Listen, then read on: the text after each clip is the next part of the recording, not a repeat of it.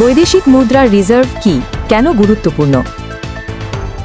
সহজভাবে বললে, রিজার্ভ হল একটি দেশের কাছে থাকা বিদেশি মুদ্রার সঞ্চয় ভাণ্ডার। এই সঞ্চয়ের অর্থ সাধারণত ডলার, ইউরো, পাউন্ড বা ইয়েনের মতো বৈদেশিক মুদ্রা সঞ্চয়কেই বোঝায়। কেন্দ্রীয় ব্যাংক এই রিজার্ভ সংরক্ষণ ও পরিচালনা করে।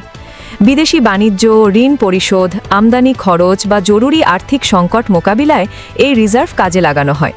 অর্থাৎ রিজার্ভ হল দেশের অর্থনীতির নিরাপত্তা কবচ। রিজার্ভ যে দেশের যত বেশি থাকে, সে দেশের তত বেশি শক্তিশালী আমদানি ক্ষমতা ও আন্তর্জাতিক ভাবমূর্তি। বর্তমানে বিশ্বজুড়ে অনেক দেশই রিজার্ভ বাড়ানোর কৌশল নিচ্ছে, যাতে বৈশ্বিক মন্দা বা যুদ্ধের মতো সংকটেও অর্থনীতি টিকে থাকতে পারে। বিশেষজ্ঞদের মতে, স্থিতিশীল রিজার্ভ অর্থনীতিতে আস্থা আনে, বিনিয়োগ বাড়ায় এবং টাকার মান ধরে রাখতে সাহায্য করে।